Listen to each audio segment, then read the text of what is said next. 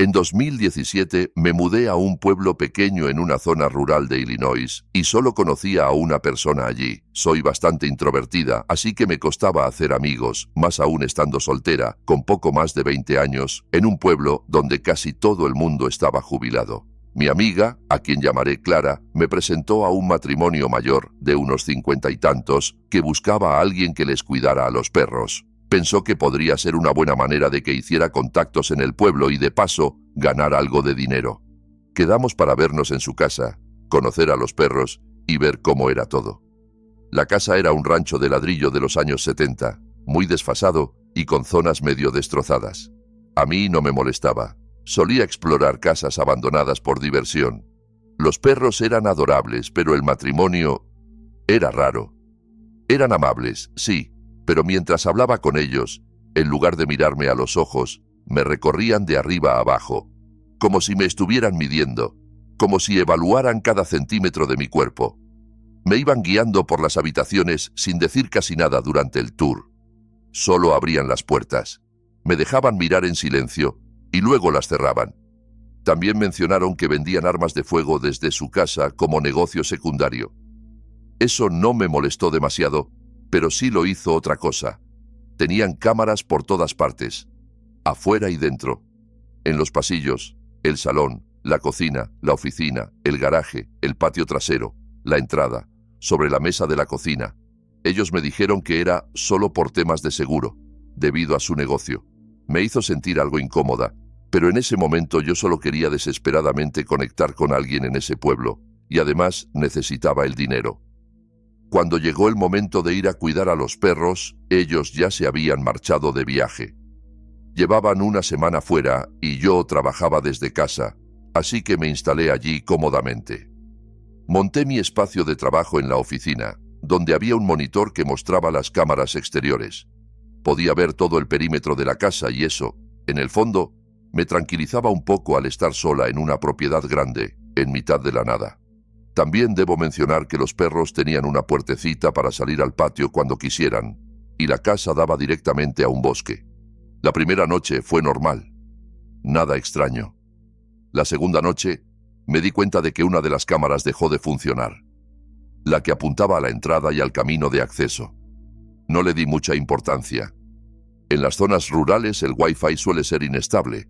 Aún así, me acerqué a la puerta para comprobar que la cámara no se hubiese caído o algo parecido. Mientras caminaba hacia allí, escuché a los perros levantarse del suelo de repente y salir disparados hacia la puertecita, arañando el suelo, para salir al patio y empezar a ladrar como locos. Eran alrededor de las 10 de la noche, así que me asusté y quise meter a los perros de nuevo dentro. Fui hasta la puerta que daba al patio y los vi ladrando desesperados hacia un punto concreto de la valla, justo donde comenzaba el bosque. No veía nada, ninguna silueta, ningún animal, pero había visto suficientes películas de terror como para empezar a sugestionarme. Tenía que calmarme y conseguir que los perros volvieran. La solución fue simple: premios. Les ofrecí golosinas, consiguieron entrar y bloqueé la puertecita con una silla bastante pesada que arrastré hasta encajarla delante. Después de eso, di la noche por terminada. A la mañana siguiente me desperté tarde, descolocada, y tuve que ponerme a trabajar antes siquiera de dar de comer a los perros. Noté que ya no estaban a los pies de la cama. La casa estaba silenciosa. Me levanté llamándolos por su nombre, pero no respondían. Fui hacia la puerta del patio. Y allí estaban, en el jardín, tan tranquilos como siempre, olfateando la hierba. Entonces me cayó la realidad encima como un cubo de agua helada. ¿Cómo habían salido si yo había bloqueado la puerta para perros? Sentí que todo el cuerpo se me quedaba vacío. Giré la cabeza hacia la derecha y vi la silla que la noche anterior había empujado hasta la puertecita. Ahora estaba en la esquina de la habitación, a más de 1,5 metros de distancia. El pánico se apoderó de mí al instante. Llamé a mi amiga Clara y le expliqué lo que había ocurrido. Le rogué que viniera cuanto antes para hacer una revisión completa de la casa conmigo, porque estaba segura de que no había forma de que los perros movieran esa silla tantos metros. Ella llegó unos 20 minutos después. En cuanto la vi, abrí la puerta principal de un tirón y la dejé pasar. Recorrimos la casa habitación por habitación, abriendo armarios, revisando rincones, comprobando ventanas. No encontramos nada ni a nadie. No tenía ningún sentido. Clara intentó tranquilizarme diciéndome que seguramente no había empujado la silla tanto como creía. Yo, temblorosa, decidí resignarme y aceptar esa explicación a medias, obligándome a seguir allí los 4 días que faltaban, pero en un estado de alerta constante. Clara se fue y yo volví a trabajar. El resto del día fue tranquilo, silencioso. Poco a poco empecé a relajarme otra vez. Terminé de cenar, recogí los platos y decidí seguir con algunas tareas en el ordenador. Me senté en la oficina, levanté la vista casualmente hacia el monitor de las cámaras y vi que todas estaban fuera de servicio. Todas. El estómago se me encogió. Una cámara caída podía ser un fallo, pero las 4 a la vez. Aquello ya era otra cosa.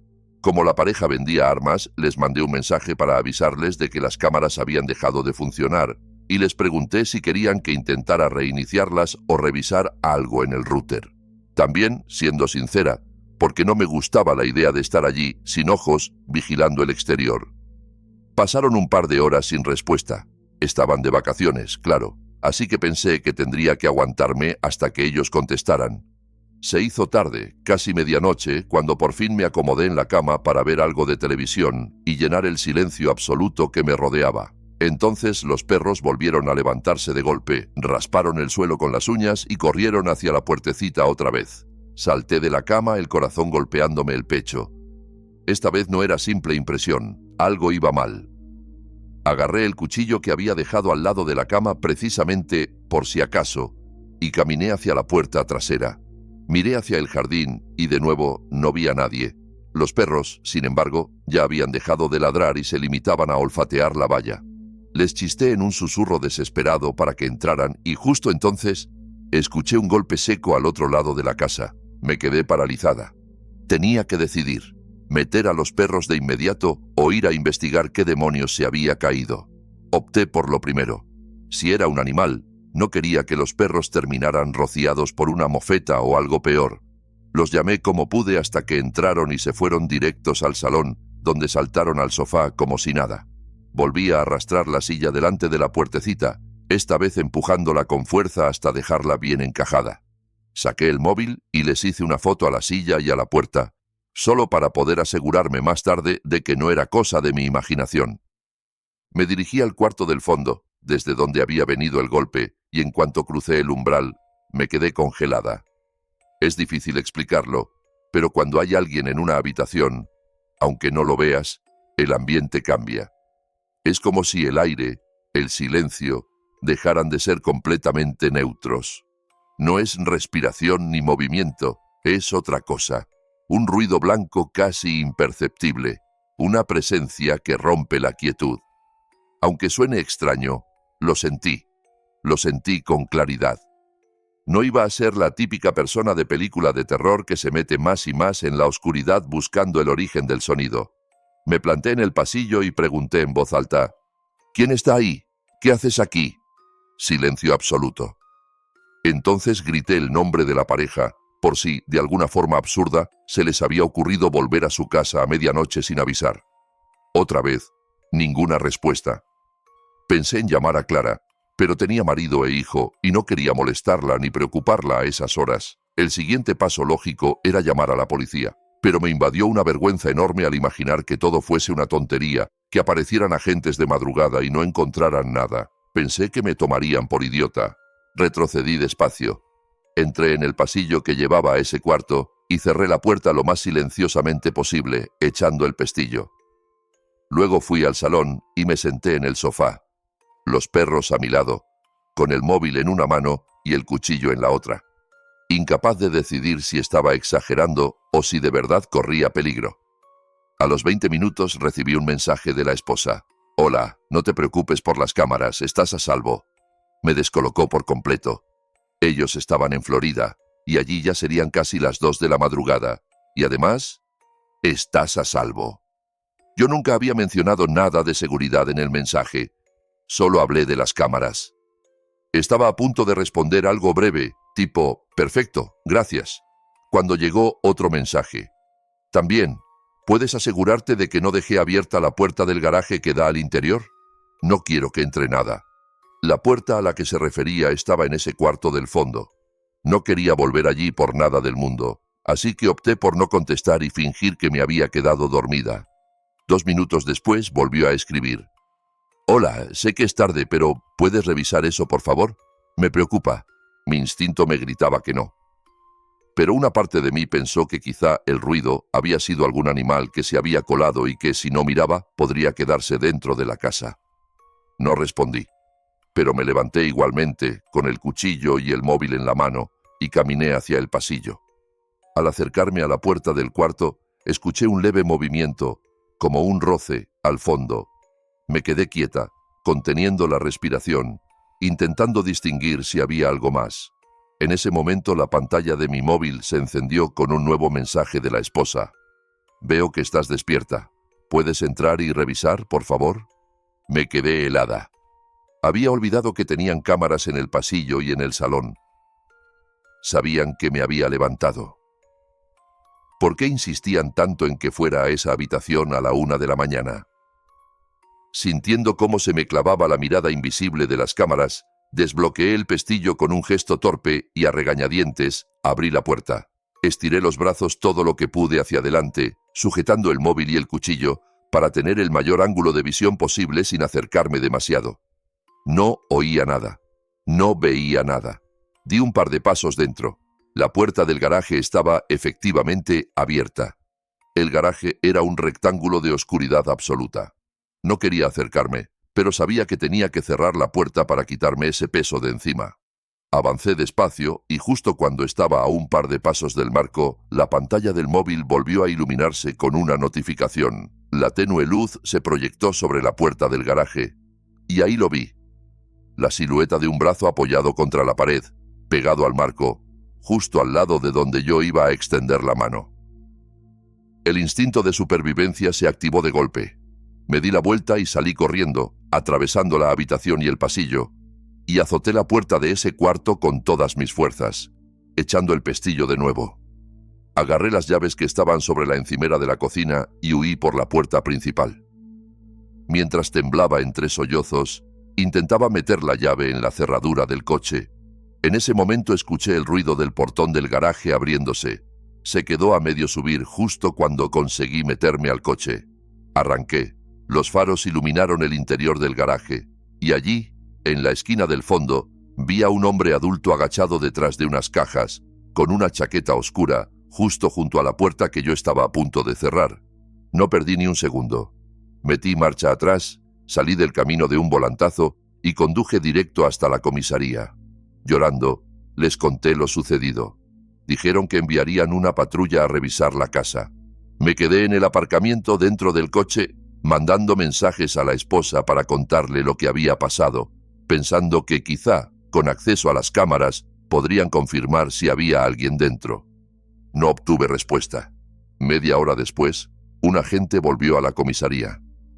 Me dijo que el portón del garaje estaba abierto, pero que la casa estaba vacía y sin señales de allanamiento. Habían inspeccionado también el perímetro de la propiedad y todo estaba aparentemente normal. Viendo lo asustada que estaba, se ofrecieron a acompañarme de vuelta y hacer otra revisión conmigo presente. Acepté. Regresamos, revisaron habitación por habitación y a la vista no había nadie. Los agentes se marcharon y me quedé sola otra vez. No podía dormir. Eran las 3, casi las 4 de la madrugada. Me tumbé en el sofá junto a los perros, completamente despierta, sujetando el cuchillo de la cocina. 20 minutos después de que el policía se fuera, recibí un mensaje de la esposa. Hola, cambiamos de planes. Volveremos pronto. Ya puedes irte a tu casa. Lo leí varias veces. Nada sobre lo que acababa de ocurrir. Nada sobre el hombre en el garaje, ni sobre la llamada a la policía. Solo un «ya puedes irte». No quise pensarlo demasiado. Recogí mis cosas y salí. Su casa está en un camino rural, pero a unos 400 metros de la carretera principal. Al llegar a la intersección, miré por el retrovisor. Vi un coche sin luces entrar en su camino y detenerse frente al garaje. Le mandé un mensaje. Alguien acaba de entrar a tu entrada justo cuando yo salía. La respuesta llegó casi al instante. Lo sé. Se me heló la sangre. Me habían estado preparando. Habían estado cerca todo el tiempo. Los perros, ladrando en mitad de la noche, probablemente me estaban avisando de que ellos se acercaban por el sendero que discurre entre los árboles, detrás de la casa. Apagaron las cámaras para que yo no viera sus movimientos mientras merodeaban por la propiedad, mientras yo estaba dentro, sin sospechar nada. Jamás volvieron a escribirme. Clara me pidió perdón 1000 veces después. Decía que nunca había sospechado que fueran raros, que solo los conocía de verlos de vez en cuando en el diner del pueblo. Aseguró que, después de aquello, nunca volvieron a aparecer por allí. Ahora tengo 30 años y todavía me cuesta asimilar todo lo que pasó. Sé que estoy bien, que estoy viva y a salvo, pero saber que estuve a segundos de quién sabe qué es una sensación que no consigo arrancarme de la piel y no sé si algún día podré hacerlo. Aún así, mientras sigues escuchando, recuerda algo. No todas las amenazas llevan pasamontañas ni fuerzan cerraduras.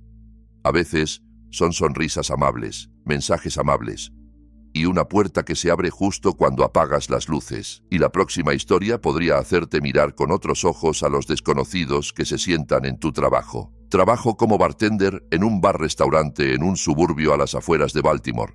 Intentaré explicarte el lugar para que la historia tenga sentido.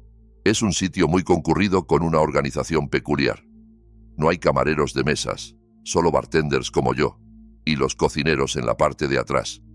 Si quieres comida o bebidas sin alcohol, tienes que pedirlas directamente en la barra, y cuando está todo listo, pasas a recogerlo al mostrador. No sé muy bien por qué lo hacen así. Supongo que la gerencia prefiere ahorrarse contratar camareros. Sea como sea, mantiene el ritmo rápido, y eso en realidad me gusta. Por alguna razón, el sitio es muy popular, aunque personalmente no creo que sea nada del otro mundo. El ambiente suele ser animado, con buena música, mucha gente y una zona de pie cerca de la cabina del DJ donde todo el mundo se reúne para bailar y hablar. El flujo constante de clientes y la energía del lugar hacen que el turno se pase volando. Me encanta conocer gente nueva y charlar, así que este trabajo es perfecto para mí. Probablemente me volvería loca en un sitio donde tuviera que esperar largos ratos entre clientes. Hay quien prefiere eso, pero no es mi caso. Aquella noche empezó como cualquier otra. Era fin de semana, así que ya sabía que se iba a llenar hasta la bandera. Estaba preparada. Al cabo de un rato, el bar se empezó a llenar sobre todo de gente joven, universitarios, lo que siempre significa más baile, más bebidas derramadas y un ambiente más alborotado en general. Y sí, peores propinas, lo cual era un fastidio para mí. Había un grupo de chavales que no dejaban de pedir ronda tras ronda de chupitos de tequila más rápido de lo que yo podía cortar las limas y poner la sal. Siempre es un caos cuando ese tipo de grupos toman la barra. Uno de ellos estaba tan borracho que me dijo la misma frase de ligue 3 veces seguidas, sin darse cuenta. Yo iba de un lado a otro haciendo mi trabajo cuando vi entrar a una pareja mayor. Se sentaron en un reservado en la esquina del restaurante. A primera vista no tenían nada raro. Solo me llamó la atención que 2 personas tan mayores quisieran entrar en un sitio tan ruidoso. No tuve tiempo de darle muchas vueltas. Estaba demasiado ocupada. Pasados 30 minutos, quizá una hora, estaba a mitad de preparar una tanda de gin tonics cuando volví a fijarme en la pareja. Mis manos seguían trabajando por pura memoria muscular, pero mi mente se quedó clavada en ellos. Entonces me di cuenta de qué era lo que me inquietaba. Seguían exactamente en la misma postura, inmóviles, y no tenían nada encima de la mesa. No habían pedido comida ni bebida. Lo habría recordado. Los miré mejor y me di cuenta de otra cosa. No se miraban entre ellos. Ambos estaban fijos mirando la pared que tenían al lado. Desde mi posición, tampoco parecía que se estuvieran hablando. Era la cosa más extraña del mundo. Estaba intrigada, pero la barra estaba a reventar y no podía quedarme mirando. Pensé que quizá estaban esperando a alguien, o que no se habían dado cuenta de cómo funcionaba el lugar. Tal vez esperaban que un camarero se acercara a tomar nota. Cuando por fin tuve un hueco, decidí acercarme yo misma. Caminé hasta su mesa con mi mejor sonrisa profesional. Al acercarme, ninguno de los dos se giró. Seguían clavados en la pared, como estatuas. Carraspeé y les pregunté si querían algo de comer o beber. La mujer ni se inmutó. Siguió mirando la pared como si yo no hubiera hablado. El hombre giró la cabeza muy despacio, como si el aire estuviera espeso. Cuando vi su cara, se me heló la sangre. Tenía la piel pálida y ajada, los ojos hundidos en las cuencas. No dijo una sola palabra. Me miró fijamente y negó con la cabeza una vez, de forma firme pero silenciosa. Había algo en esa mirada que me revolvió el estómago. Murmuré algo como: «De acuerdo, si necesita algo estaré en la barra», y me alejé deprisa. Me quedó una sensación horrible en el cuerpo. Esas personas no parecían encajar en ese siglo, y mucho menos en ese bar. Pasó un buen rato en el que evité mirar hacia su reservado. Cuando las cosas empezaron a calmarse, me vino su imagen a la mente otra vez.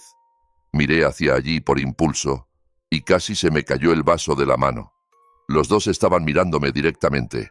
Sostuve la mirada de la mujer unos segundos, pero ella no la apartó ni un instante. Nunca me había sentido tan incómoda en mi trabajo. Aparté los ojos y fingí estar ocupada, intentando no perder los nervios. Cuando volví a mirar, el reservado estaba vacío. Sentí alivio. Me alegraba de que se hubieran ido, por cruel que sonara. Al final de la noche, seguía pensando en todo aquello. Mientras limpiaba la barra con mi compañera de turno, a la que llamaré Carla, decidí preguntarle si había visto algo raro. Ella es lo que muchos llamarían una veterana. Lleva años allí y presume de fijarse en todo el que entra por la puerta. Cuando le pregunté por la pareja, frunció el ceño, confusa, y dijo que no sabía de quién hablaba. Me quedé mirándola y le especifiqué: la pareja de ancianos que había estado en el reservado de la esquina. Negó con la cabeza y dijo que no recordaba haber visto a nadie así. Incluso bromeó. ¿No estarás alucinando?, se echó a reír. Yo reí por compromiso, pero por dentro me estaba desmoronando. Sabía perfectamente lo que había visto. Le pregunté si estaba segura y ella, cruzándose de brazos, me recitó de memoria al menos 10 personas que habían pedido comida esa noche y que llevaban puesto cada una. Volví a reír, la felicité por su memoria, pero mi mente estaba a 1000 por hora. Cuando cerramos y salimos, ya estaba dudando de mí misma. De camino al coche ocurrió algo que casi me hizo soltar las llaves del susto. Al otro lado de la calle, bajo una farola solitaria, había 2 figuras quietas, completamente oscuras. No podía ver sus rostros, pero algo en mi interior me dijo que eran ellos. Quise gritar, pero no me salió la voz. Corrí hasta el coche, cerré los seguros y salí del aparcamiento sin mirar atrás. El trayecto de vuelta a casa fue horrible. Intentaba no derrumbarme mientras repetía una y otra vez en voz baja: «Dios mío, Dios mío». Tenía demasiadas preguntas. ¿Cómo era posible que Carla no los hubiera visto? ¿Eran realmente personas? ¿Me estaba volviendo loca? Me gustaría decir que esta historia tuvo un final, alguna explicación lógica, pero no la hubo. Nunca volví a ver a aquella pareja. Nadie me dio una respuesta. Y estoy convencida de que nunca la tendré. Si crees que la sensación de ser observado desde un rincón oscuro del bar es inquietante, espera a escuchar lo que se esconde entre los árboles cuando nadie debería estar allí. A partir de aquí, las voces que se filtran por la radio ya no son solo estática. Quiero disculparme de antemano si confundo algún detalle. Lo que voy a contar me lo relató muchas veces mi mejor amigo hace ya años. Es una de esas historias tan perturbadoras que se te quedan clavadas aunque la escuches una y otra vez. El padre de mi amigo trabajaba en la industria maderera, concretamente como operador de una máquina taladora. Para quien no lo sepa, una taladora es una máquina enorme capaz de derribar árboles gigantes y cortarlos en secciones. Su trabajo implicaba jornadas larguísimas, casi siempre solo, en lo más profundo de los bosques del noroeste del Pacífico. Por la forma en que funcionaba la empresa, le pagaban por árbol derribado, no por horas trabajadas. Eso hacía que se forzara a sí mismo a trabajar turnos de 16 a 20 horas seguidas para terminar los trabajos lo antes posible. Después, el resto del equipo entraba a despejar los troncos y transportarlos al aserradero. Aproximadamente la mitad del tiempo la pasaba completamente solo. La otra mitad trabajaba con su amigo, otro operador de taladora al que llamaré Rafael. Se comunicaban por radio, sobre todo cuando trabajaban en extremos opuestos del mismo terreno. Hace años les asignaron un área de trabajo muy remota, en lo alto de una montaña. A la compañía le tomó más de 3 semanas abrir una carretera lo bastante amplia para que los camiones y la maquinaria llegaran hasta allí. Cuando por fin empezaron, estaban prácticamente aislados del resto del mundo. Llevaban 10 días de trabajo, avanzando bien, cuando empezaron a escuchar cosas raras por la radio. Al principio eran voces muy débiles, ahogadas por la estática, susurros ininteligibles. Ellos cambiaban de canal, pero la conversación los seguía. Y cualquiera que haya usado radios sabe que eso no tiene sentido. Si cambias de frecuencia, no debería poder seguirte nadie así como así. Conforme subían más en la montaña, las voces se volvían más claras. Nunca escuchaban una conversación completa, solo fragmentos, pero coincidían en una cosa: el tono no era normal.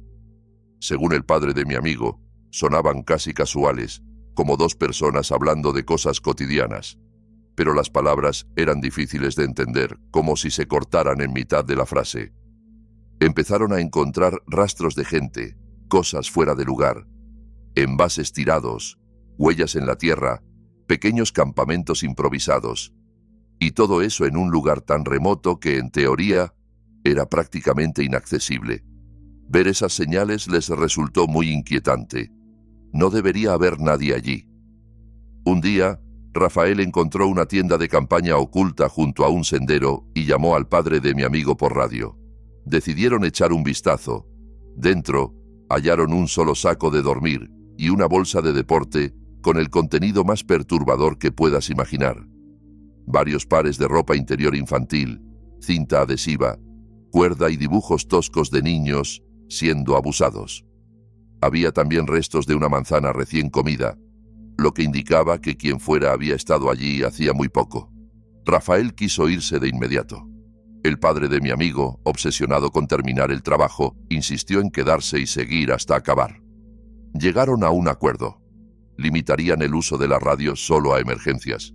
Esa noche, sentados en la caravana, la sensación de amenaza era tan densa que parecía un peso físico.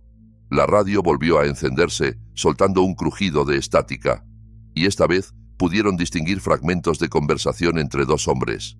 Hablaban de cosas mundanas, recoger agua, ir por leña, pero la idea de que fueran los mismos hombres relacionados con la tienda y su contenido enfermizo hizo que el padre de mi amigo se alterara aún más. Rafael, curiosamente, estaba menos afectado, pero su amigo se estaba descomponiendo. La noche siguiente, el padre de mi amigo decidió enfrentarlos. Cuando escuchó por la radio que los hombres hablaban de recoger ramas para la fogata, agarró el aparato y, cambiando la voz, preguntó quiénes eran y qué estaban haciendo allí. De repente la radio se quedó muda. Ellos ya no respondieron. Ese silencio fue casi peor que oír sus voces. Rafael se enfadó. Le dijo que acababa de delatar su posición, que ahora esos tipos sabían con certeza que había más gente en la montaña. Discutieron un poco y acordaron que al día siguiente avisarían a la empresa y, si era necesario, a la policía. No querían pasar más noches allí. Alrededor de medianoche, Rafael sacudió al padre de mi amigo para despertarlo, susurrándole que alguien estaba fuera de la caravana. Lo primero que notó fueron pasos suaves sobre la grava, rodeando el vehículo. Con el corazón desbocado, tanteó su arma, solo para descubrir que no estaba cargada. No tenía ni idea de dónde estaban las balas.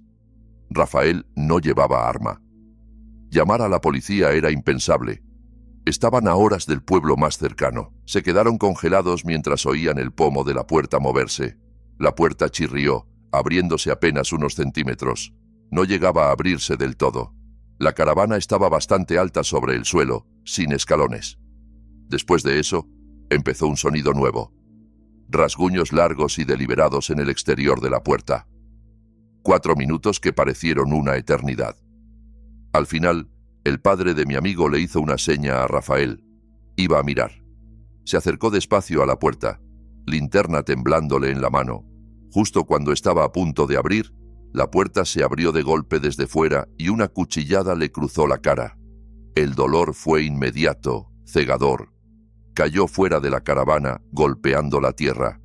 Enseguida tuvo encima a un hombre que le apretaba un cuchillo contra el cuello. Otro apareció corriendo y empezó a patearle la cabeza. Rafael se lanzó desde la caravana sin pensárselo, tirando al suelo al hombre del cuchillo. El segundo salió huyendo hacia la oscuridad y el primero, al verse derribado, también se echó a correr. Ambos desaparecieron entre los árboles. Rafael arrastró al padre de mi amigo hasta el camión y condujeron 2 horas hasta el hospital más cercano. La herida era grave, la cara cubierta de sangre, un corte terrible sobre los ojos, lo bastante profundo como para dañar de forma permanente uno de ellos. Denunciaron el ataque a la policía, pero nunca hubo detenidos.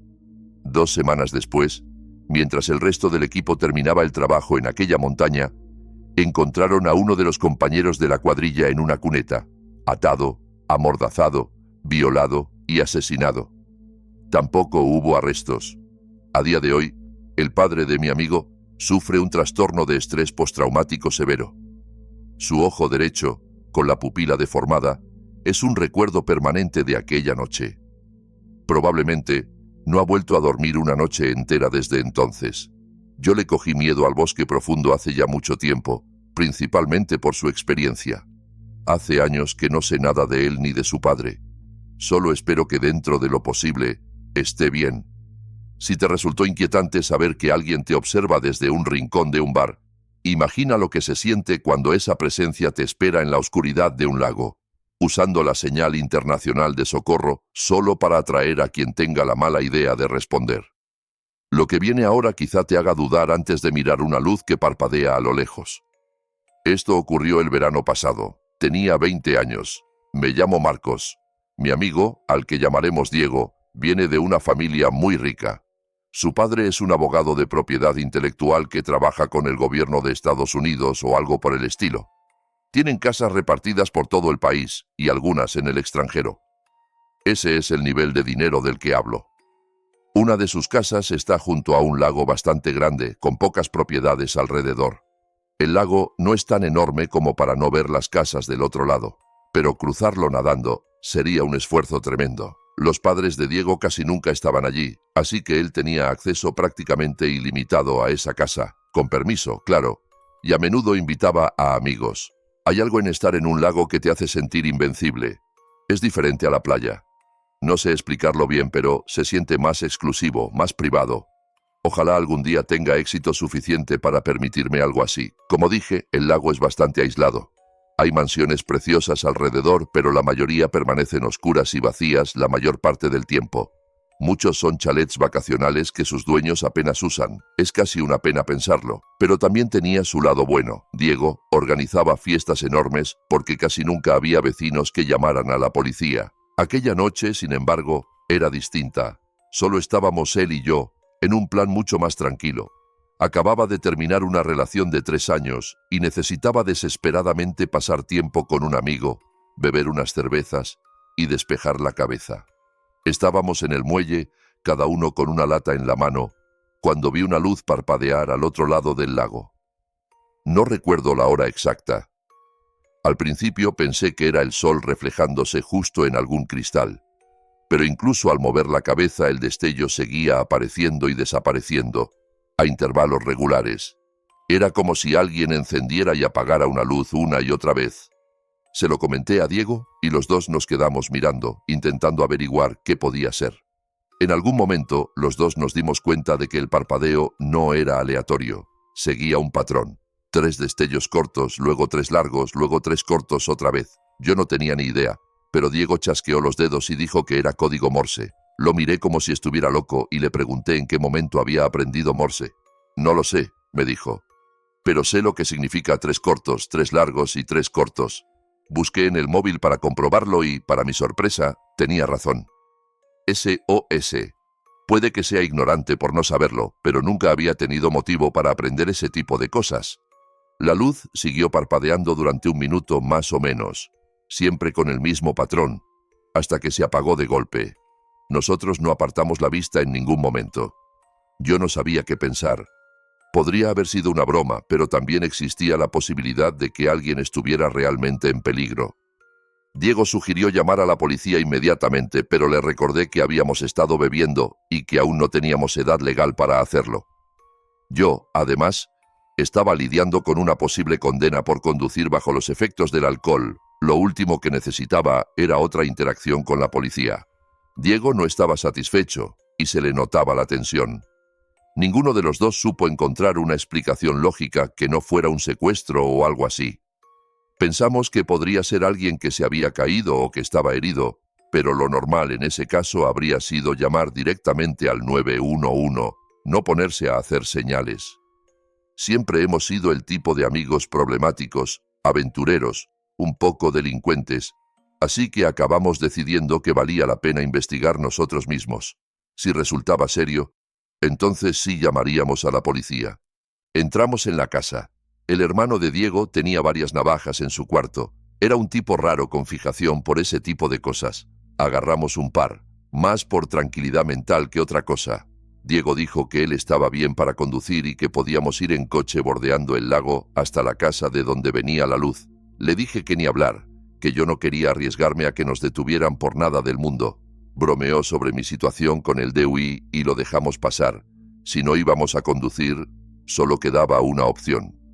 Volvimos al jardín y arrastramos el kayak del padre de Diego hasta el agua. Al principio íbamos riéndonos, disfrutando de la adrenalina del momento, pero cuanto más nos alejábamos de la orilla, más se apagaban las risas. Los dos sabíamos que era una idea estúpida, pero ninguno quería ser el primero en sugerir volver. El sol estaba casi completamente oculto. Empezaba a oscurecer en serio. No era una oscuridad total. Algunas casas del lago tenían luces encendidas, pero aún así se sentía inquietante. A medida que nos acercábamos, la casa iba tomando forma. Era grande como las demás, pero estaba descuidada, abandonada. El muelle estaba medio hundido en el agua. Literalmente, la mitad se había desplomado. La luz había dejado de parpadear, lo cual también era una mala señal.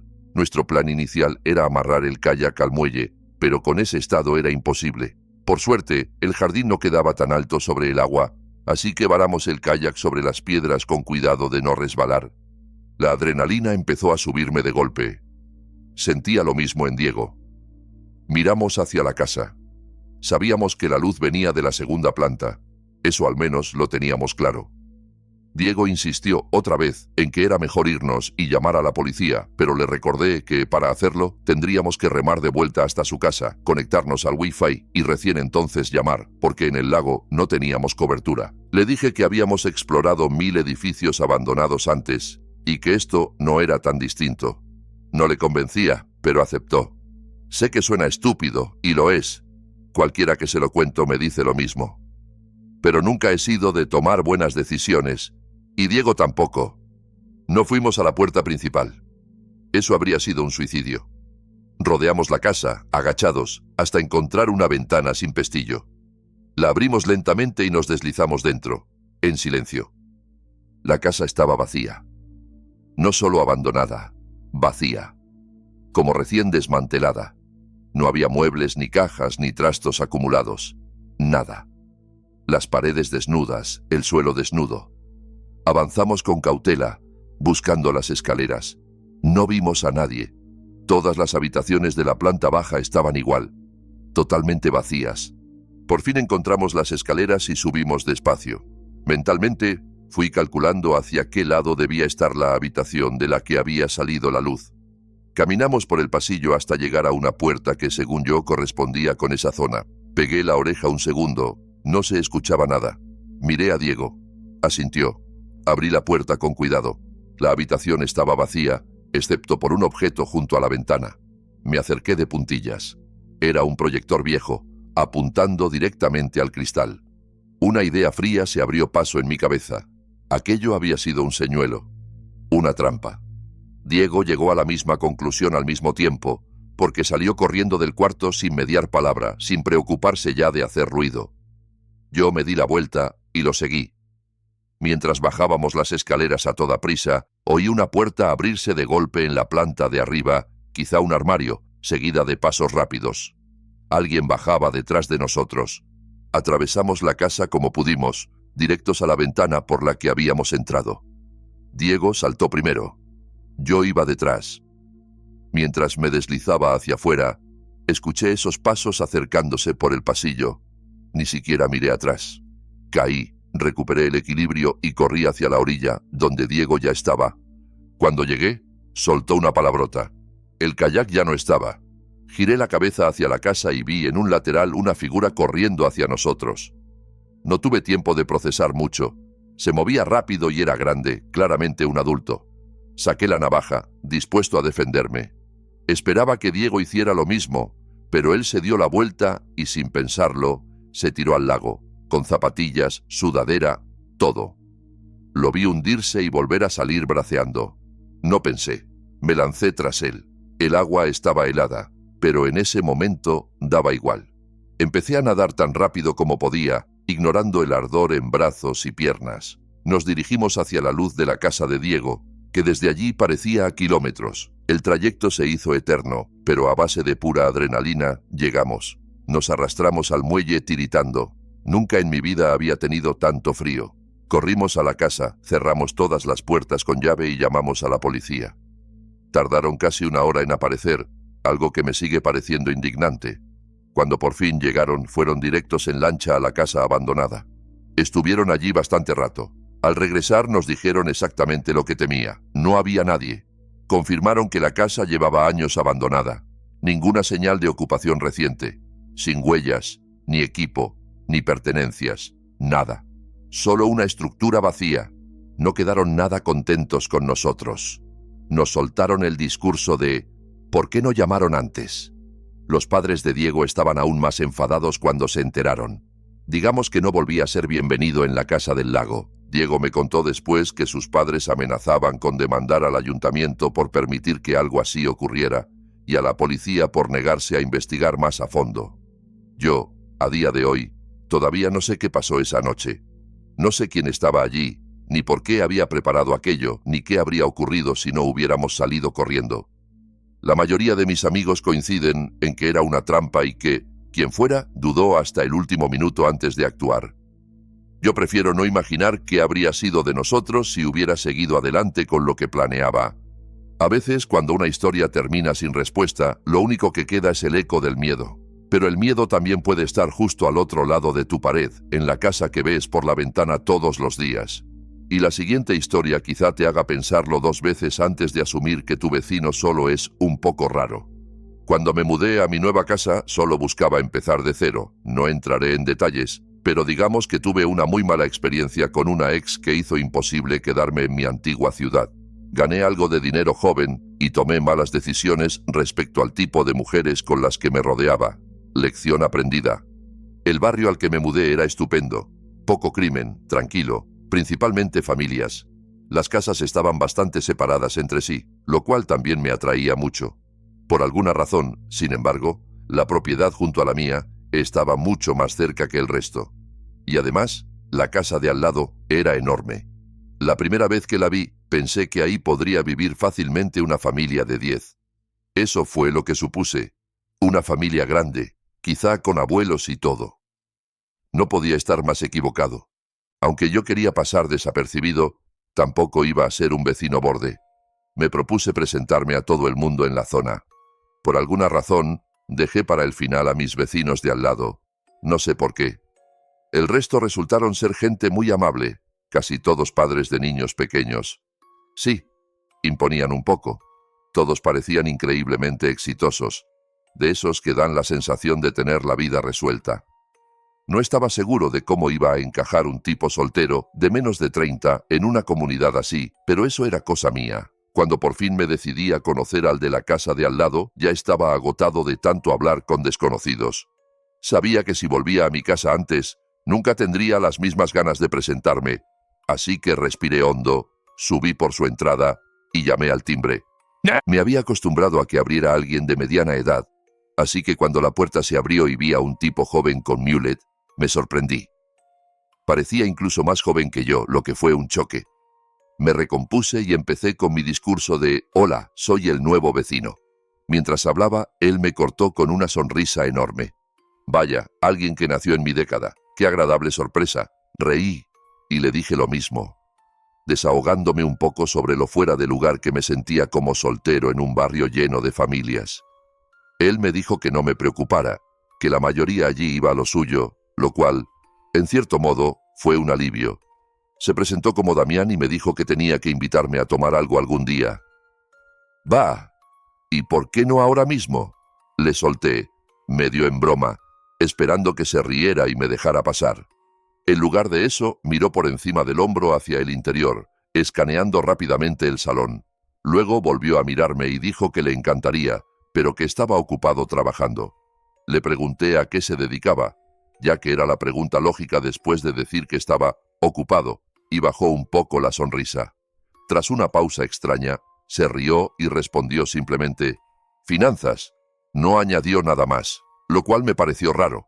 Le dije que vale, cambiamos unas palabras sin importancia, y le pregunté si vivía con alguien. Para mi sorpresa, me dijo que vivía solo, lo cual me pareció una locura teniendo en cuenta el tamaño de la casa. Sí, yo también vivía solo, pero mi casa no era ni la mitad de grande. Charlamos unos minutos más, me dio su número y se despidió para volver a lo suyo. Salí de allí pensando que era genial que hubiera alguien de mi edad en el barrio. Además, parecía un tipo simpático, pero no podía quitarme de la cabeza lo raro que era que viviera completamente solo en esa mansión. Volví a lo mío. Eso fue hace unos 6 meses. Durante unas semanas no pasó nada reseñable. Le mandé un mensaje a Damián a los pocos días de conocerlo para quedar alguna noche, pero siempre se quejaba de lo ocupado que estaba y lo mucho que lo sentía. Al final dejé de insistir. No de mala manera, simplemente cuando quieras, aquí estoy. No soy de mendigar atención. Nunca vi a nadie entrar o salir de su casa, ni visitas, ni fiestas, ni chicas, nada. Ni siquiera comida a domicilio, lo cual me extrañaba porque su coche siempre estaba en la entrada. De verdad que no sé qué comía, parecía un fantasma. Yo trabajo desde casa y mi despacho está en la 3ª planta, con vistas directas a su propiedad, por si te preguntas cómo me fijaba tanto. Ya sé que suena obsesivo y un poco creepy, pero bastaba girar la cabeza desde mi pantalla para verlo todo. Una noche de miércoles, lo recuerdo bien, me despertó música muy alta a eso de las 2 de la mañana. Suelo dormir con las ventanas abiertas, así que supongo que por eso me desperté tan rápido. Al principio pensé que lo estaba soñando, pero no. Me levanté y miré por la ventana. Había al menos 7 coches aparcados en la entrada de Damián, uno tras otro. No había duda. Estaba celebrando una fiesta. No soy de los que se quejan por ruido. He ido a muchas fiestas y entiendo el juego. Pero era mitad de semana, y el volumen era ridículo. Pensé simplemente en acercarme, llamar y pedirle que bajara un poco la música. Me puse una sudadera y crucé el césped. Desde fuera era evidente que aquello era un fiestón. Risas, voces, música atronando.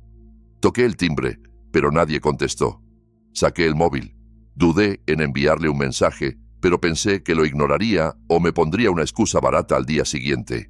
Volví a llamar, más fuerte, nada. Probé el picaporte esperando que estuviera cerrado, pero para mi sorpresa, la puerta se abrió.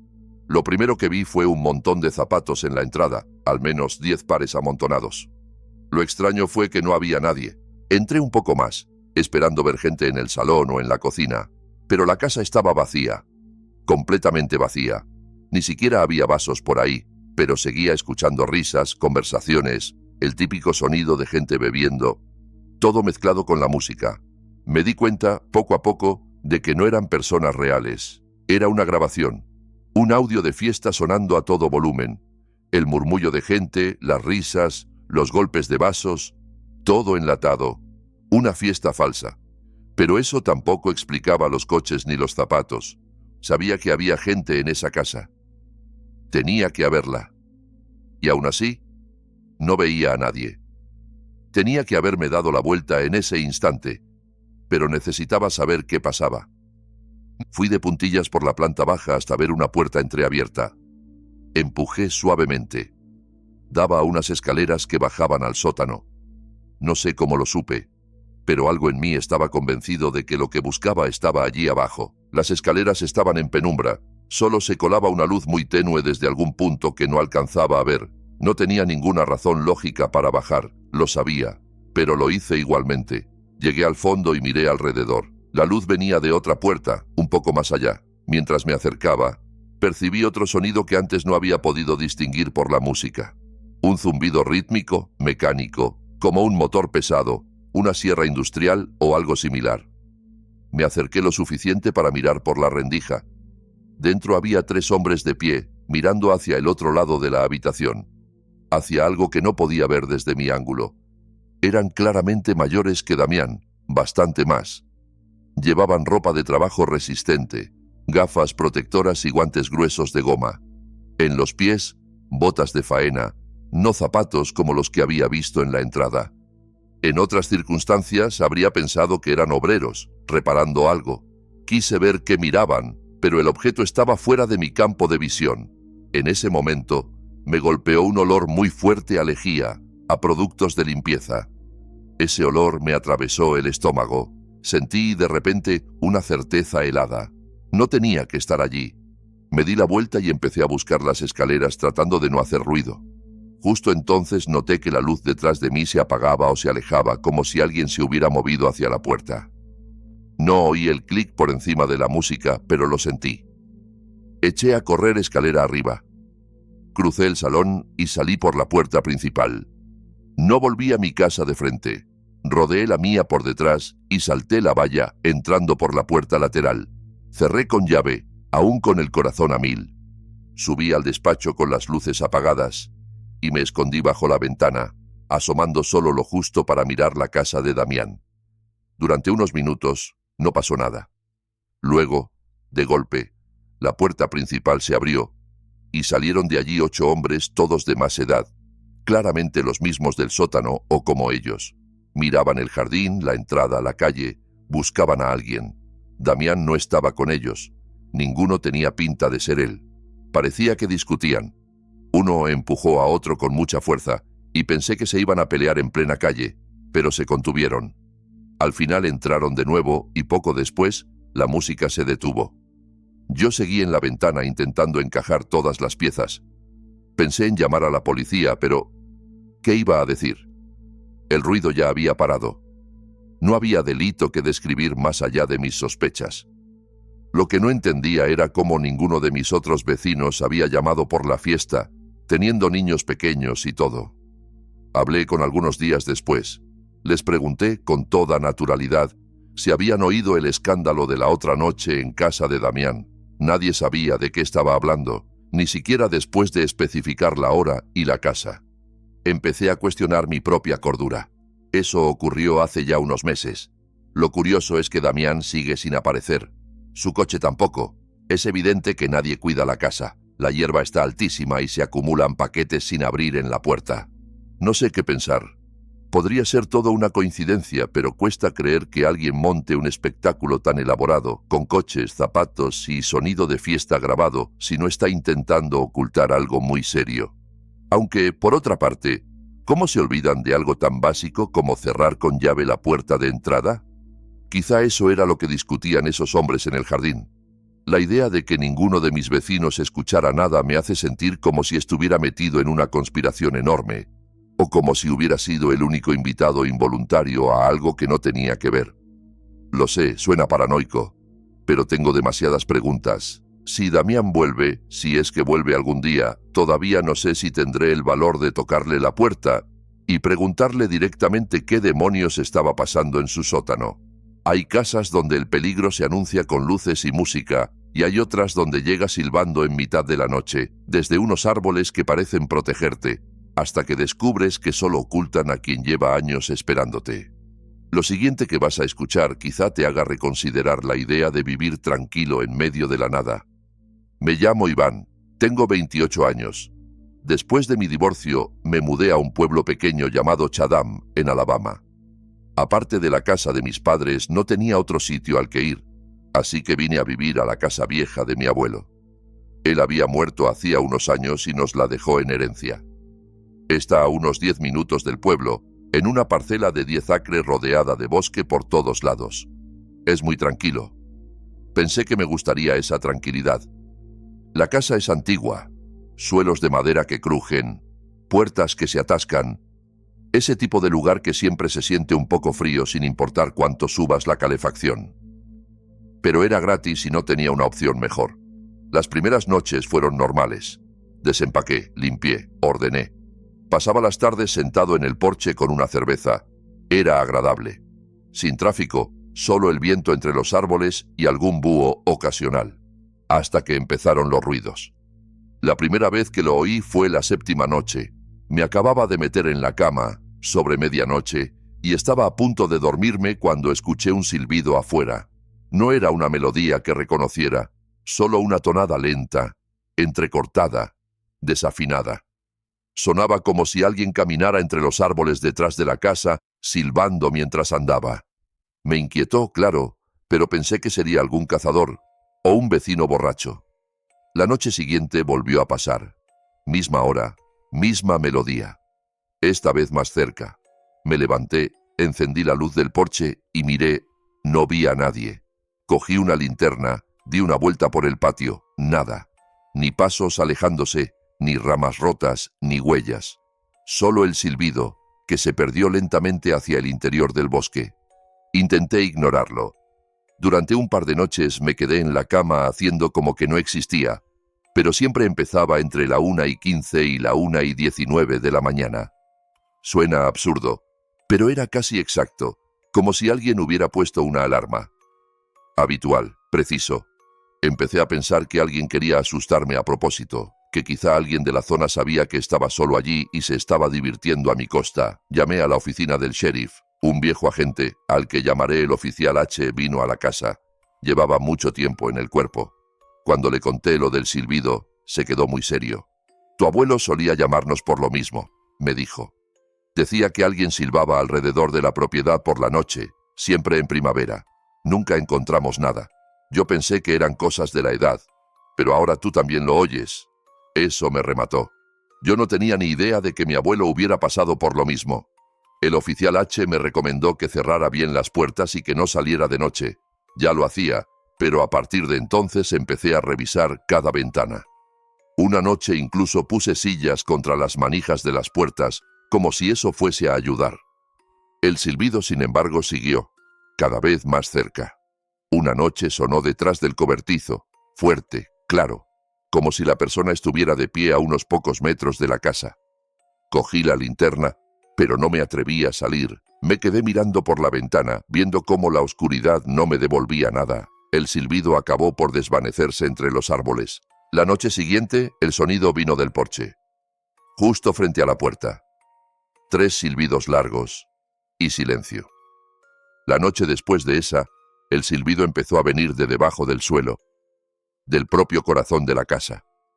Lo escuchaba por las rejillas de ventilación, como si alguien estuviera en el espacio bajo la casa, en el hueco estrecho del subsuelo, silbando hacia arriba. Esa noche no dormí nada. Al día siguiente subí al desván a buscar cosas de mi abuelo. Necesitaba alguna pista. Encontré una caja de diarios. Él escribía sobre el silbido. Llevaba oyéndolo más de 10 años, siempre en primavera. No sabía quién era, pero estaba convencido de que alguien vigilaba la casa. Contaba que se sentaba junto a la puerta con una escopeta, noche tras noche, esperando. Escribía también que solo ocurría cuando vivía solo, después de la muerte de mi abuela. Sin compañía, el silbador volvía. Llamé de nuevo al oficial H. Vino, leyó algunos fragmentos del diario y se notaba que no le hacía gracia. Me dijo que tuviera cuidado y añadió, con un tono especialmente grave: no abras la puerta si no sabes quién es. Aquella noche decidí quedarme despierto. Me senté en el sofá con una escopeta en las rodillas. Apenas sabía cargarla, pero era lo único que tenía. Esperé. A la 1:17 en punto, el silbido empezó de nuevo. Esta vez no venía de fuera, venía del pasillo. Sentí cómo se me quedaba helada la sangre. El pasillo estaba en penumbra. Escuchaba la tonada avanzar paso a paso, como si alguien caminara hacia mi habitación. Me puse de pie, apunté con la escopeta y grité: ¿quién anda ahí? El silbido se cortó de golpe. Encendí la luz del pasillo. No había nadie, ni sombras, ni puertas abiertas, nada. No dormí. No volví a oírlo esa noche, ni la siguiente. Pero yo me estaba volviendo loco. Sabía que no era un fantasma ni una alucinación. Nunca he creído en lo paranormal, pero sí sé reconocer la diferencia entre un sonido real y uno imaginado. Allí había alguien. Tras 2 noches de silencio, empecé a pensar que se había acabado, que quizás se había cansado. La tercera noche me acosté pasadas las 12 sin quedarme despierto a propósito. Dejé el pasillo encendido, por si acaso. A la 1:17 exacta, me despertó un ruido diferente. No era silbido, eran golpes, 3 golpes lentos, separados en la puerta trasera, desde dentro de la casa. No me moví. Me quedé en la cama, tenso, escuchando. 1 minuto después, oí un crujido en el suelo del pasillo, luego otro. Alguien estaba caminando dentro. La luz del pasillo se apagó sola. Cogí la escopeta, con el corazón a punto de salírseme. Salí al pasillo. En la oscuridad, al final del corredor, había una figura. Una persona vestida de negro, el rostro pálido apenas visible. Estaba completamente quieto, mirándome. Al menos, esa era la sensación. No veía sus rasgos, pero sí la silueta, la posición. Levanté la escopeta, las manos temblándome. Intenté hablar, pero tenía la boca seca. «No te muevas», logré decir al final, con la voz quebrada. Vi cómo esa figura empezaba a girarse, levantando una pierna, como si fuera a salir corriendo. Grité: «¡Que no te muevas!». En ese instante echó a correr. Salió del marco del pasillo y desapareció de mi vista. Escuché sus pasos pesados atravesando la sala y la puerta principal abriéndose y cerrándose de golpe. Corrí detrás, salí al porche y disparé, no al aire, sino hacia la oscuridad del patio, esperando que, si estaba allí, al menos supiera que ya no estaba indefenso. «¡No vuelvas!», grité con los oídos zumbando por el disparo que resonó contra las paredes y el porche. Cerré todo a cal y canto, bajé al coche y conduje hasta el pueblo. Dormí en el interior del vehículo aquella noche. Por la mañana, el oficial H volvió a acompañarme a la casa. La puerta principal estaba abierta. Eso significaba que esa persona tenía llave. Nadie había forzado nada. Nada roto, nada robado. El oficial me recomendó cambiar todas las cerraduras. Y, fuera de informe, me dijo algo que se me quedó grabado. «Si yo fuera tú, no volvería a vivir aquí. Sea quien sea, ya estaba aquí antes que tú. Y parece que no le gustáis ni tu abuelo ni tú». Ese mismo día compré cerraduras nuevas y las coloqué. Después me fui a casa de mis padres, en otro estado, y no volví a pasar una sola noche allí. Mi padre se encargó de vender la propiedad. Todo lo sentimental lo sacamos. El resto lo dejamos o lo vendimos junto con la casa.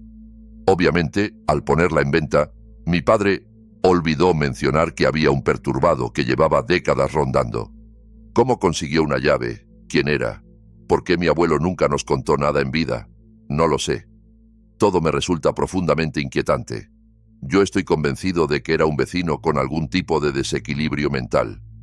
Alguien que vivía cerca y que había hecho del silbido un juego macabro contra cualquiera que se quedara solo allí. Al final me trasladé a un área más urbana. Esta experiencia me dejó demasiado alterado como para volver a vivir en una casa aislada en medio del bosque. Y hay veces que el miedo no llega desde fuera, sino desde el interior mismo de tu casa, como si alguien conociera cada paso que das. La siguiente historia ocurre entre 4 paredes familiares, sin ventanas abiertas ni puertas forzadas. Y aún así demuestra que a las 3 de la madrugada tu hogar puede dejar de pertenecer solo a ti. Lo que estás a punto de escuchar es una experiencia que casi me hace perder la cabeza. Todavía pienso en ello más de lo que me gustaría admitir, pero he conseguido recuperarme un poco en el mes que ha pasado desde que ocurrió. Es una historia corta, así que iré directo al grano. Soy un hombre soltero de 30 y tantos años. Vivo solo, sin mascotas, en una casa pequeña de una sola planta. Es una casa modesta, un dormitorio, un baño, salón, cocina, comedor y un garaje minúsculo. Nada más. Mi vida, para mí, es fantástica. Por mi profesión puedo trabajar cuando quiero y no tengo que darle explicaciones a nadie, ni novia, ni padres, ni jefe. La libertad siempre ha sido fundamental para mí y he hecho todo lo posible por maximizarla. Sé que mucha gente es diferente y que algunos me juzgarían por lo que consideran un estilo de vida inmaduro, pero cada uno tiene sus prioridades. Mientras no me juzguen, yo tampoco juzgo a nadie. La libertad, eso sí, trae sus propios defectos. He desarrollado algunos hábitos que otros claramente desaprobarían. Uno de ellos es mi horario de sueño, que es un desastre. Por alguna razón, soy más productivo de madrugada. Muchas veces me descubro trabajando hasta el amanecer y levantándome ya entrada la tarde. Es simplemente cómo funciona mi cuerpo, y mientras no me vea obligado a cambiarlo, no pienso hacerlo. Una noche estaba despierto muy tarde. Hablo de más de las 3 de la mañana. Estaba en mi escritorio, trabajando en el ordenador.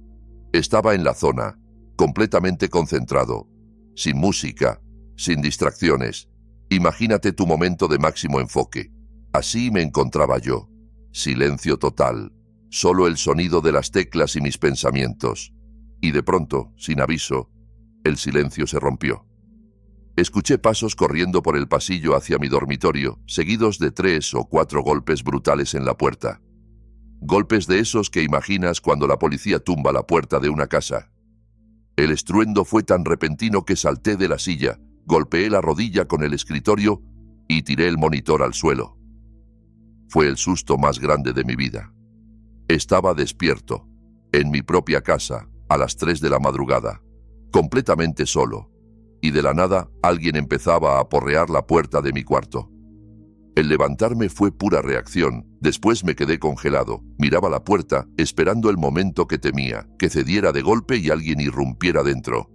Me imaginaba teniendo que pelear contra un desconocido en la oscuridad, sin armas, sin estar preparado. Pero ese momento nunca llegó. No escuché nada más, ni pasos alejándose, ni susurros, ni el roce de ropa. Era como si no hubiera ocurrido, como si lo hubiera imaginado. Pero estaba 100% seguro de que no. Mi cuerpo lo sabía. No sé cuánto tiempo estuve de pie sin moverme. No podía obligarme a dar un solo paso. Era como una especie de parálisis del sueño, pero estando despierto. Al final, volví a oír pasos, esta vez alejándose por el pasillo, rápidos. Esa confirmación, el sonido de los pasos retirándose, hizo que algo se desbloquease en mi mente. Sin pensar, agarré una botella de cerveza vacía del escritorio, abrí la puerta de golpe y eché a correr por el pasillo, gritando como un loco, decidido a perseguir a quien hubiera entrado a mi casa. No traté de ser sigiloso. Mis gritos eran casi un intento de invocar valor. Recorrí toda la casa gritando. No encontré a nadie. Mi casa no es grande. No hay muchos lugares donde esconderse. Revisé todas las habitaciones, todos los rincones. Nadie. Todas las puertas y ventanas estaban cerradas con llave. Eso era lo peor. Si todo estaba cerrado, ¿cómo había entrado esa persona? ¿Cómo había salido? Mi arranque de valor se agotó rápido, y el miedo volvió de golpe, con intereses. Corrí de vuelta a mi dormitorio, cerré la puerta y llamé a la policía. Mientras esperaba a que llegaran, no se escuchó nada más. Ni un crujido, ni un roce. Solo el eco de mi propio pulso en los oídos. Cuando los agentes llegaron, revisamos la casa juntos. Nada. Uno de ellos intentó convencerme de que, si alguien había estado allí, ya se había ido. Yo insistí en que era imposible. Todo estaba cerrado. Me dijo que seguramente había pasado por alto una ventana o una puerta sin cerrar. Tuve que contenerme para no mandarlo al demonio. Sabía lo que había hecho antes de sentarme a trabajar. Siempre reviso todo. No obstante, no existía explicación lógica para cómo esa persona había entrado y salido sin dejar rastro, salvo que, de alguna forma, yo me hubiera equivocado. Pero tampoco existía razón para que alguien irrumpiera así solo para irse corriendo después. Durante la semana siguiente, fui un desastre psicológico. Mi cerebro se negaba a aceptar que lo hubiese imaginado, pero tampoco lograba encontrar un método plausible de intrusión. Daba vueltas y vueltas pensando lo mismo una y otra vez. Me costaba dormir, comer, trabajar, todo. Aunque ahora estoy algo mejor, la verdad es que, incluso hoy, la única explicación que medio acepto es que quizá dejé una ventana o una puerta sin asegurar y no me di cuenta. Pero aun si así fuera, ¿por qué alguien entraría a mi casa a esa hora para correr hasta mi puerta, golpearla con tanta fuerza y después huir sin más? Esa pregunta todavía no tiene respuesta, y quizás sea mejor así. A veces el miedo llega por teléfono, desde otra casa vacía, donde las voces se mezclan con la estática y alguien lleva años apuntando nombres en un cuaderno. La próxima historia te llevará a un lugar así, donde incluso un timbrazo de un aparato desconectado puede ser una advertencia de que no estás solo. Trabajo en una empresa de preservación de propiedades. Básicamente, nos encargamos de casas embargadas. Asegurar puertas y ventanas, vaciarlas, cortar el agua, protegerlas del frío y a veces incluso tapiarlas si ha habido vandalismo. No es un trabajo glamuroso, pero paga bien. Y casi siempre estás solo. Pasas muchas horas en casas que antes pertenecieron a gente que ya no está. A veces es triste, a veces solo aburrido. Pero de vez en cuando te toca una casa que se siente mal desde el primer momento. Esto pasó en 2020. Me asignaron una propiedad en un pueblo rural al norte del estado de Nueva York. Uno de esos lugares que parecen estar muriéndose. Una sola gasolinera. La mitad de los negocios cerrados. Carreteras agrietadas y llenas de maleza. La casa era pequeña, de una planta, al final de un camino de tierra, rodeada por matorrales y bosque en 3 lados. No había otras casas cerca, solo árboles y silencio. Según el expediente, la casa había sido embargada después de que la dueña, una anciana, falleciera. Nadie reclamó la herencia y la compañía de hipotecas se quedó con todo. Los suministros llevaban cortados más de un año. Nuestro trabajo era catalogar lo que quedaba, vaciarla y prepararla para el invierno. Llegué un lunes por la mañana, sobre las 9, con una furgoneta de caja pequeña y mis herramientas. Desde fuera, la casa se veía entera, ventanas cerradas, puerta con llave, el tejado bien, solo mucha hierba alta y enredaderas cubriendo el porche. Tuve que forzar un poco la puerta porque la madera se había hinchado. En cuanto entré, el olor a polvo y aire rancio me dio de frente. Viejos muebles, cortinas de encaje amarillentas, cuadros antiguos. Me recordó a la casa de mi abuela, muebles pesados, figuritas de porcelana, tapetes de ganchillo. Saqué el móvil para empezar a hacer fotos, como siempre, documentando cada habitación. Entonces sonó el teléfono de trabajo. Me sobresalté, porque ya había comprobado que no tenía cobertura. Era uno de esos lugares donde la señal desaparece por completo. La pantalla mostraba número desconocido. Respondí. No se escuchaba nada, solo un crujido bajo, como estática. Dije, hola, un par de veces. Nada. Colgué, suponiendo que sería un fallo del sistema. Seguí con mi rutina. El pasillo olía diferente, no a podredumbre, sino a humedad, polvo y algo metálico. Había 3 dormitorios. Uno estaba casi vacío, con un colchón hundido en el suelo. Otro era claramente un cuarto de costura, con hilos por todas partes y una máquina antigua en el escritorio. Me llamó la atención un corcho en la pared lleno de recortes de periódico. Me acerqué. Eran obituarios. Docenas, todas esquelas recortadas y clavadas con chinchetas. Nombres locales, fechas de defunción, pequeñas notas. Ningún nombre conocido. Me dio mala espina, pero seguí adelante. El dormitorio principal tenía un teléfono de disco sobre la mesita de noche, de esos viejos, de plástico marfil amarillento, con un cable enroscado larguísimo. Lo miré un segundo. No debería funcionar. La línea hacía más de un año que estaba cortada. Pasé al baño. En ese momento volvió a sonar mi móvil. Otra vez, número desconocido. Esta vez dudé. Respondí y salí al pasillo. ¿Sí?, pregunté. Al principio, silencio. Luego un susurro muy leve, casi perdido en la estática. Una voz susurró. No contestes al teléfono del dormitorio. La llamada se cortó. Me quedé clavado en mitad del pasillo, con el corazón retumbando. Miré alrededor. La casa estaba totalmente silenciosa. Las ventanas cerradas. No había coches fuera. Ninguna señal de que hubiera otra persona cerca. Lo primero que pensé fue que alguien me estaba gastando una broma, pero nadie sabía que yo iba a estar allí a esa hora, y además no tenía cobertura. La señal iba y venía por segundos. Miré el teléfono. Una barra, luego ninguna, luego otra vez vacío. Intenté llamar a mi supervisor. La llamada falló. Decidí que terminaría el trabajo lo más rápido posible. Empecé a meter en cajas los objetos del salón, libros, figuritas, cristalería, pero la sensación de estar observado se fue haciendo cada vez más intensa. No dejaba de mirar hacia el pasillo, medio esperando ver a alguien al fondo. Entonces sonó un teléfono. Pero no el mío. Sonó el teléfono de disco del dormitorio. Ese timbre metálico, antiguo, retumbó por toda la casa, una y otra vez. Un teléfono que en teoría estaba muerto. La línea llevaba cortada más de un año.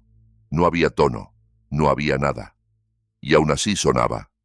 Me acerqué lentamente por el pasillo.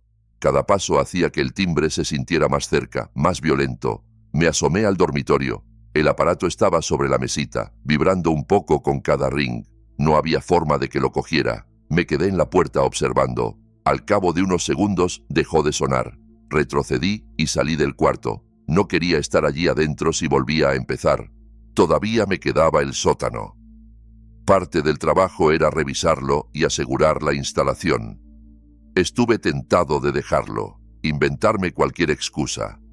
Pero el orgullo puede ser más fuerte que el miedo. Y en aquel momento no quería admitirme a mí mismo que una casa vieja me estaba ganando la partida. La puerta del sótano estaba en la cocina.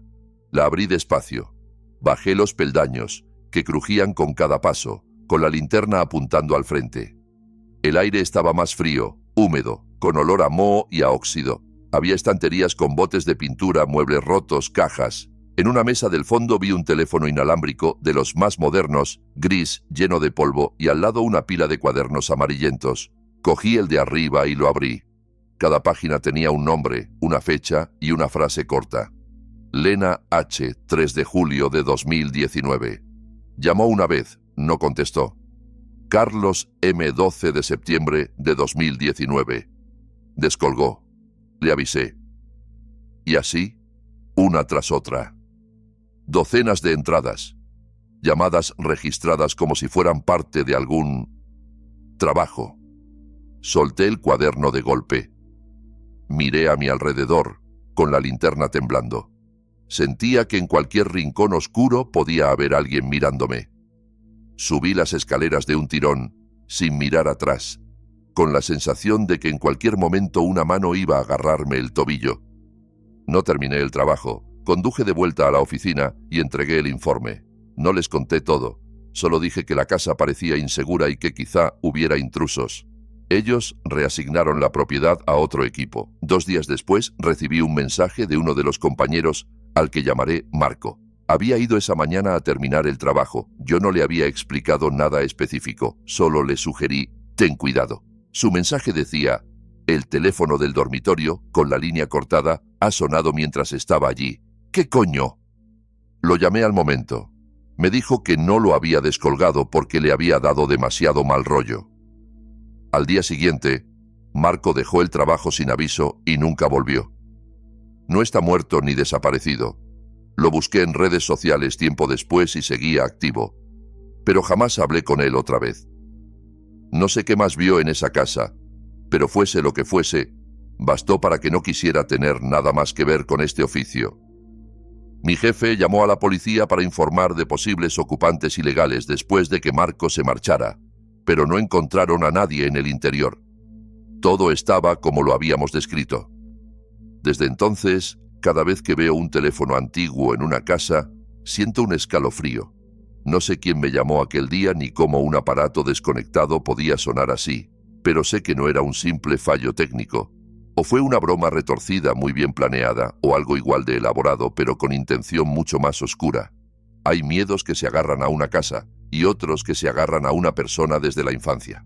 El siguiente relato nace en un cuarto infantil, entre juguetes, ventanales y un armario demasiado profundo, y acompaña a su protagonista mucho más allá de los 10 años. Cuando tenía 10 años, mi familia se mudó a una casa más grande. Mi madre se había vuelto a casar y necesitábamos espacio. La casa era bonita, más nueva que la anterior, en un barrio tranquilo y lleno de árboles. Pensé que sería feliz allí. Al principio todo fue normal. Mi habitación estaba al final del pasillo. Tenía 2 ventanas grandes que daban al jardín de atrás y un armario más profundo de lo que yo estaba acostumbrado. Me gustó. Hasta la primera noche. Me desperté sobre medianoche porque escuché algo moviéndose dentro del armario. No era un ruido fuerte, solo un roce, como si la ropa se rozara entre sí. Me quedé mirando la puerta cerrada, diciéndome que era la casa asentándose. Esos crujidos típicos. Es lo que cualquiera pensaría, incluso un niño. Pero entonces la puerta se movió. No se abrió de golpe, Solo vibró un poco, como si alguien la hubiera tocado desde dentro. Quise correr a la habitación de mi madre, pero no podía moverme. Me quedé así, inmóvil, hasta que me venció el sueño, aún mirando el armario. A la mañana siguiente, la puerta estaba entreabierta, pese a que yo recordaba haberla cerrado del todo. Le pregunté a mi madre si había ido a coger algo y me dijo que no. Dijo que seguramente el aire o la ventilación habría empujado la puerta. Yo sabía que no. Las noches siguientes fueron peores. Empecé a escuchar golpecitos en el cristal de la ventana. Al principio pensé que eran ramas, pero cuando miré, no había árboles tan cerca como para llegar ahí. Los golpes seguían durante minutos y cuando me ponía la manta sobre la cabeza, se detenían. Una noche me armé de valor y miré. Vi una mano pálida apoyada contra el cristal. Estaba por fuera. Mi ventana estaba en el segundo piso. Nadie podía alcanzar esa altura sin una escalera. La mano se quedó pegada al cristal mucho rato, inmóvil. Luego se deslizó lentamente hacia abajo hasta desaparecer. Esa noche no dormí ni un minuto. Al día siguiente se lo conté a mi madre y se echó a reír al principio. Cuando vio que yo no estaba bromeando, intentó convencerme de que debía haber estado entre dormido y despierto, mezclando sueños con realidad. Mi padrastro tampoco me creyó. Dijo que lo inventaba para llamar la atención y también se rió. Lo único que cambió fue que dejaron la luz del pasillo encendida por las noches. Así que tan seguros no estaban. Un mes después, mi hermano pequeño, de 4 años, empezó a hablar de la señora Blanca. Decía que entraba en su habitación y se sentaba en su cama. Mi madre pensó que era imaginación infantil, pero una noche lo escuché gritar. Fui corriendo a su cuarto y lo encontré hecho un ovillo bajo las sábanas, llorando. Cuando se calmó, nos dijo que la señora Blanca estaba de pie en la puerta, mirándolo fijamente. Dijo que sus ojos eran completamente negros.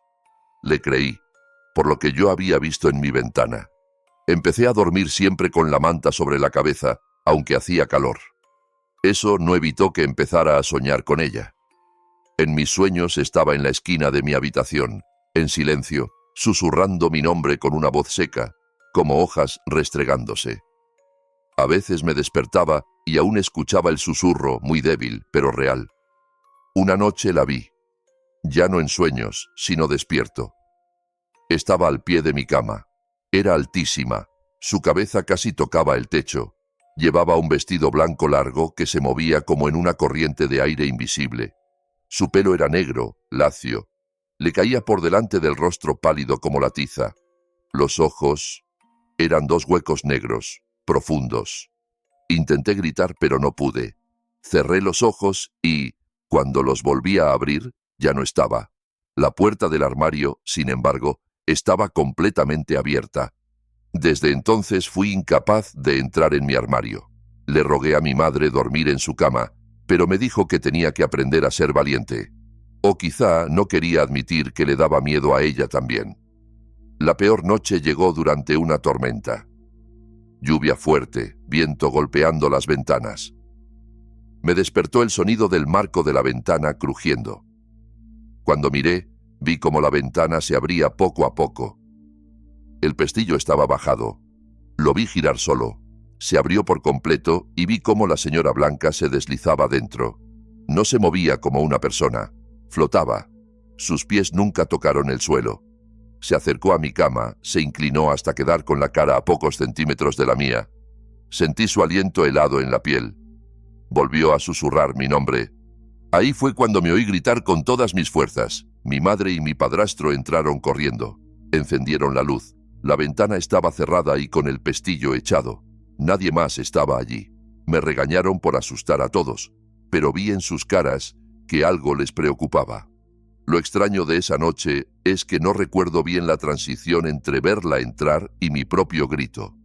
Es como si me hubiera desmayado unos segundos, o como si mi memoria se cortara y retomara justo donde empiezo a chillar. Mi madre me llevó a terapia. Decidieron que eran terrores nocturnos. Supongo que era la explicación más cómoda. Seguimos viviendo en esa casa 3 años. Nunca llegué a acostumbrarme. Mi hermano dejó de hablar de la señora Blanca, pero yo creo que fue porque tenía demasiado miedo, no porque ella se hubiera ido. A veces lo escuchaba llorar y decir «vete, vete», entre sollozos. Hoy, ya adulto, las tormentas nocturnas todavía me incomodan. Hay noches en las que me cuesta levantarme de la cama para ir al baño. Miro de reojo las esquinas de la habitación, asegurándome de que no hay una figura alta, inmóvil, esperándome. Podría aceptar que fue todo una mezcla de pesadillas y sugestión, si no fuera porque vi esa mano en la ventana antes incluso de que mi hermano mencionara a la señora Blanca por primera vez. Supongo que esta es una de esas experiencias extrañas que no tienen explicación clara. Algo que se te queda adherido dentro, aunque cambies de casa, de ciudad, de vida. Hay visitas que se quedan toda la vida aunque nunca vuelvas a verlas. Y a veces, reencontrarte con un viejo amigo en una casa de montaña puede ser más peligroso que cualquier fantasma de la infancia. Lo que viene ahora es el tipo de historia que te hace dudar antes de aceptar esa invitación nostálgica que llevas años posponiendo. Esto pasó a principios de diciembre, hace 2 años, cuando subí a la montaña para visitar a un viejo amigo al que no veía en mucho tiempo. Para esta historia lo llamaré Sergio, y a mí puedes llamarme Javier. Éramos amigos desde el instituto, pero tras graduarnos él se mudó con su familia a un pueblo pequeño en la montaña. Con los años nos fuimos distanciando. Yo me quedé en Nueva York por trabajo, él allí arriba. Nunca peleamos ni nada. Simplemente dejamos de seguir el día a día del otro. Por eso, cuando de la nada me escribió para invitarme a pasar un fin de semana, me entró una mezcla de nostalgia y entusiasmo. Dijo que era la mejor época para ir, que la nieve le daba un encanto especial a la zona. Me pareció buena idea para ponernos al día. La subida en coche fue más larga de lo normal porque iba despacio. La carretera estaba helada. Apenas había otros coches. En diciembre, el sol se pone sobre las 4, así que cuando me acercaba a su zona ya estaba todo oscuro. Su casa era de madera, antigua, en un lateral de la montaña. Había pocas casas cerca y muy separadas entre sí. Buen sitio para esquiar si supiera hacerlo. En cuanto aparqué en su entrada y Sergio salió a recibirme, algo me pareció distinto. No sabría decir si físico o en su forma de estar. No lo había visto en años, es verdad, pero había algo en su mirada y en su manera de hablar que no encajaba con el recuerdo que tenía de él. Hablaba más despacio, con pausas largas, como si se le olvidara lo que estaba diciendo. Me ayudó con el equipaje. Dentro, la casa estaba caliente, pero bastante vacía. Poca cosa, un sofá, una mesa, un par de sillas, alguna decoración antigua en las paredes. Me dijo que dormiría en el sofá, que se convertía en cama. Me pareció bien. Desde allí, justo enfrente, se veía un pasillo largo y oscuro que llevaba a un baño y 2 habitaciones vacías. Eran de mis abuelos, me explicó. Murieron hace poco. Ahora vivo solo aquí. Desde el sofá, el pasillo parecía un rectángulo negro sin fondo, con todas las puertas abiertas, sin luz al final. No sé por qué, pero me incomodaba. Algo en esa oscuridad me hacía sentir observado, incluso si sabía que no había nadie. Esa primera noche hablamos un poco de los viejos tiempos, pero se sentía extraño. Sergio estaba distraído, como ausente. Era más torpe socialmente que antes. Me dio la impresión de que vivir tantos años casi aislado lo había cambiado. Apenas me miraba a los ojos, y cada 2 por 3 lanzaba una mirada rápida hacia el pasillo, como si escuchara algo que yo no oía. Cuando llegó la hora de dormir, subió a su habitación en el piso de arriba y yo preparé el sofá cama. Dejé encendida una lámpara que daba algo de luz hacia el pasillo. Me daba demasiada mala espina dejarlo completamente oscuro. Me acosté y a pesar de todo, acabé durmiéndome. Sobre las 2 de la madrugada me despertó un ruido arriba. Golpes rápidos, pasos corriendo por el suelo sobre mi cabeza. Sonaba como si alguien estuviera cruzando la habitación de un lado a otro a toda velocidad, frenando en seco y volviendo a cargar. Duró unos 20 segundos y luego silencio absoluto. Esperé a oír una puerta abrirse, un inodoro, algo. Nada. Al final me dormí otra vez, inquieto. El segundo día fue aún más raro. Sergio estaba ausente, distraído, apenas hablaba. Comía poco. Cada vez que le preguntaba si estaba bien, solo asentía sin mirarme. y seguía yendo al final del pasillo constantemente. Lo vi caminar hacia allí al menos 5 veces, sin que yo escuchara el baño ni nada. Supuse que estaría haciendo algo en uno de los cuartos vacíos, pero nunca me invitó a verlos. Por la noche, el tiempo empeoró. Empezó una tormenta de nieve. El viento golpeaba los muros con fuerza y hacía vibrar los cristales. A mí me encantan esas situaciones, estar a resguardo escuchando la tormenta afuera. Me acomodé en el sofá, revisé el móvil un rato y acabé durmiéndome. Otra vez, sobre las 2 de la mañana, me despertó un ruido. Esta vez eran rasguños suaves. Venían de la planta baja, del pasillo. Sonaba como algo arrastrándose por el suelo de madera. Luego paró. Después, un golpecito en la pared detrás de mí, como si alguien hubiera dado con un dedo desde el otro lado. Me giré, miré al final del pasillo. Esa noche no había dejado la luz encendida, así que todo era pura oscuridad. No me atreví a levantarme. Me di la vuelta en el sofá, tratando de ignorarlo. Me repetí que era una casa vieja, que los ruidos eran normales. Al final, me volví a quedar dormido. La tercera noche fue la peor. A esas alturas ya me sentía incómodo en la casa siempre. Notaba a Sergio diferente. En la mesa, durante la cena, apenas levantaba la vista del plato. De vez en cuando pensaba que yo no miraba, se quedaba observándome demasiado tiempo, con una expresión que no lograba descifrar. El ambiente era tan tenso que pensé en decirle que me marchaba antes de lo previsto, pero la tormenta seguía y las carreteras estaban peligrosas. Decidí aguantar una noche más. Sergio se retiró pronto a su habitación. Yo me quedé un rato más con el móvil, preguntándome por qué había aceptado la invitación. Finalmente, preparé el sofá-cama y apagué la luz. Me quedé dormido. No sé cuánto pasó, pero me desperté de golpe sin saber por qué. Esta vez no había ruido. Simplemente abrí los ojos y no pude moverme. Había oído hablar de la parálisis del sueño, pero nunca la había vivido. Es exactamente lo que dicen. Estás despierto, tu mente funciona, pero tu cuerpo no responde. No podía mover ni un dedo, solo los ojos. Miré hacia el pasillo. No se veía casi nada, solo la penumbra de la lámpara del salón, apagada, y la muy tenue luz que se filtraba desde la ventana. Y entonces lo vi. Al fondo del pasillo, alguien estaba de pie. Era Sergio, o al menos su silueta. Pude reconocer su altura, la forma de sus hombros. Estaba justo en el límite entre la luz y la oscuridad, de frente hacia mí. No veía su cara. Estaba sumida en sombra. Sus brazos colgaban a los lados, inmóviles. Y la sensación era que llevaba muchísimo tiempo allí, sin moverse, observándome mientras dormía. Intenté llamarlo por su nombre, pero mi boca no se abría. Intenté mover la mano, un dedo, cualquier cosa. Nada. Era como estar atrapado en mi propio cuerpo. Sergio no se movía, ni un paso. Solo estaba ahí. Pasado lo que me pareció un minuto eterno, se giró lentamente hacia su derecha y se metió en la última habitación del pasillo, una de las que estaba vacía. Desapareció en la oscuridad sin hacer el menor ruido. Poco a poco empecé a recuperar el control de mi cuerpo. Primero un cosquilleo en los dedos, luego pude flexionar las manos. Por fin incorporarme. Estaba empapado en sudor. Seguí llamándolo en voz baja. Sergio, ¿estás despierto? Ninguna respuesta. Contra todo mi instinto, me levanté. Encendí la lámpara del salón. Avancé por el pasillo con cuidado, notando cómo cada tabla crujía bajo mis pies. Llegué a la habitación en la que lo había visto entrar.